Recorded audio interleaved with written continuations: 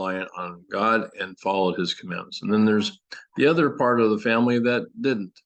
And so we have Laman and Lemuel, who provide a little bit of resistance in life, really an opportunity to test our faith, test our commitment to living in the gospel, and determine whether or not we really do qualify for a higher living, a living with God where there is no conflict, there is no animosity, right? There's all these things that are of Satan do not exist, and instead we live in a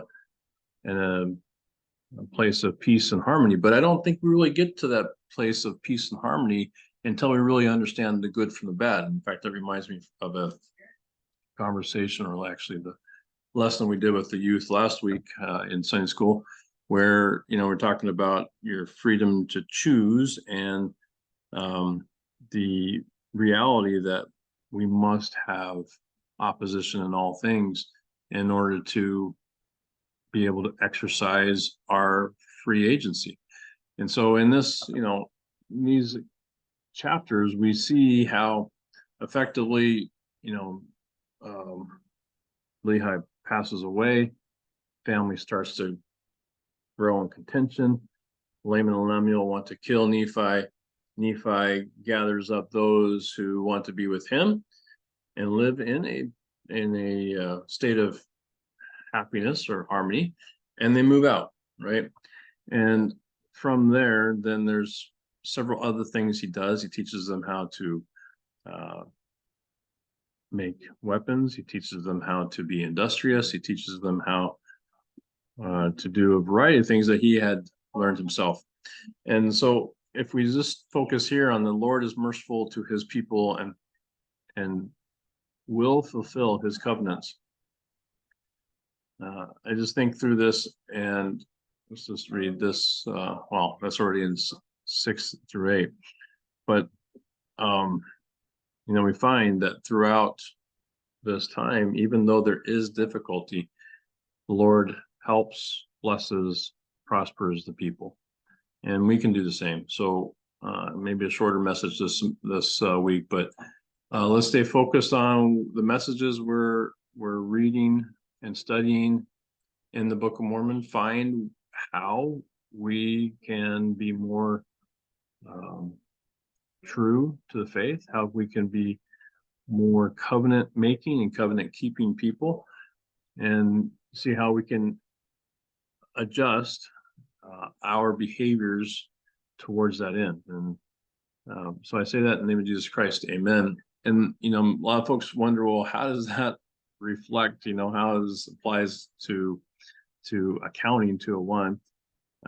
Well, there's it's hard oftentimes to take gospel principles and apply them to a technical subject like accounting. So oftentimes I'll refer to it as, how do we get through this semester? And at this point, after exam 2, you'll have seen your own personal habits, how they apply to what's required in the class, and you'll want to start making some adjustments. Now, I recommended that 2 weeks ago. I'm going to recommend it again. So, and rely on each other. So these support forums that are here, I actually see quite a few folks actually engaging in conversation. There's like 14. There's a new one since I last looked. And folks are sharing what they're learning, or finding or sharing what they find, and that's very helpful. So the more we can do that together, working together through this class, the best. I know I'm not perfect. In fact, I feel like I can't even talk right now. Maybe it's because I'm in a stupor of thought to some extent, but in the end, we all work together to work through this, and I appreciate your feedback and your request for help, because I know that this is not easy, and so I hope I can help you through this. In the end, this week we have, today, you're finishing up the exam. Remember that if you're running into issues accessing the exam, your first line of support is proctorio, because oftentimes it's a proctorio issue that isn't allowing you to take the exam, whether it's requesting you to for a code, or you're just not logging in very well. So remember, on here, it gives you instructions on how to contact proctorio support. So that's going to be either the email or just calling in directly. If you have no resolution, then they always suggest the BYUI testing center, but I've found that that really doesn't help very well, because oftentimes, you know, you're taking the test between on Saturdays, sometimes Wednesdays, and they're not available. So you can always submit a IT request. That doesn't always help either. So while I'm not the best technical support individual in some of these cases, I am able to provide a little guidance on what's going on. So after you've exhausted those options, then please give me a call. And I'll try to do what I can to help get us through the exam. Otherwise, this coming week, we're going to be starting to actually apply a lot of the principles that we've learned so far. And so you'll find that weeks 8 is going to go over chapter 4. You also have, which is, we go over here, if I can find it, chapter 4 is right there. Okay, so chapter 4 is about reporting and analyzing merchandising operations. Okay, and so you're going to talk about really an income cycle. How do you, not only buy, this case is selling stuff. So how do you sell stuff? What are some of the aspects of selling, like purchase discounts, returns and allowances, transportation costs? Also on the purchasing side, but then also on the sales side, how do you account for the sales of merchandise, discounts, returns, allowances? So you got a couple of different things you're walking through. Now, I know there was one comment before that said, appreciate you telling us what to do, but how are we supposed to do this? Remember, there's always the concept videos, the support videos that are in McGraw-Hill. But if you need a little bit more like practical application, right? A little more dialogue about it, then you have these two videos that are in the week 8 playlist, right? So there's a chapter 4 overview. It's pretty quick. It's only about 4 minutes, but then there's a full review. Okay, so that's about an hour's long, almost like going into class and listen to me just, you know, mumble along and try to give you some support. This is going to give you kind of an overview of that merchandising cycle and some of the issues that are involved in it. Then if you need to know how to get through the problems, okay, so I've got quiz access number 2 problem, 4 and 5, 8 and 9. So about, what is that, about half of the problems that you have on quiz access are worked through directly. And some of these, you know, are about 10 minutes long on average, probably, maybe a little bit more. Maybe on average, if you include this one, which was 4 and 5, looks like on average about 15 minutes to get through one. So, you know, you've got 5 out of the 10 quiz access problems that actually show you how to get through them. And in these cases, I'm just walking through them, you know, and sometimes I make mistakes, sometimes I don't. Sometimes I fumble through it just like you will, and you'll see kind of how to fumble through it or how to overcome those fumbles. And then I also have one on financial statement.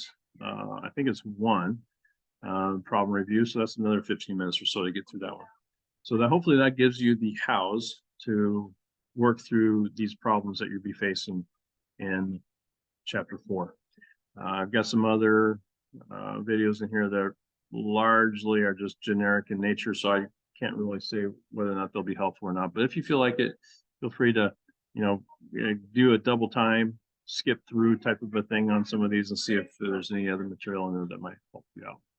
Otherwise, chapter 4 should be a good practical application of what you learned so far. And so I hope that it shouldn't be too bad. The week that's going to be a little bit more difficult is week 9. So we get into inventory valuation methods in week 9. And so hopefully this is a good primer before that. And then there'll be more support in week 9 for you. Let's see. So homework presenters are supposed to have their videos uploaded by Wednesday, so that it'll be there for those taking quiz access by Saturday. But pretty much this is a pretty straightforward week in terms of what's required. You know, your smart book exercises, submit your presentations, then do your quiz access, quiz and financial statement analysis. So if you have questions about who is presenting, remember to go back to the announcements, find the this one's a little different, but the announcement on presentation assignments, go to where we are for week 8. Yeah, so it looks like in this section, Elson, Emma, Wisdom, Carson are up. And oh, one more right here. Stefan, Bethany, Anita, and Abel are up in this section. In section 3, I can go over there real quick just to make sure that we're capturing that as well. So in section 3, we've got let's see. The announcement here is down a little bit further because I only had to do it once, presentation sign up. And so for week 8, we've got Janine, Noella, Kalea, Amber, Jonas, and Jeff, Anne, Marie, Carolina, Taylor, and Jennifer. So that's who's there. And we'll be okay on that side in terms of who's presenting. If you have any questions about how to get to the problem, just remember you go to the quiz access and identify the problem there. All right. And lastly, so that's week 7, week 8. Let me open that back up. That's pretty much it. So if you have any questions, give me a holler. Please reach out to me if you're struggling and you need some help. Also remember there's the support module, right? This the support forum for quiz access there. I'll usually check in on there from time to time. See if there's anything else I can do. You also have tutoring options that are available. You have the concept videos, which are in the supplementary study materials that you can use. You have the videos that I've got here in the playlist, which I'll refer to later on. Right, so there's some more support here. And then once you've exhausted that, you're just beating yourself up against the wall and you feel like you're about to quit, and don't quit, but just give me a holler and we'll see what we can do to help out. All right, I hope that's it. Hope you have a great week. Take care.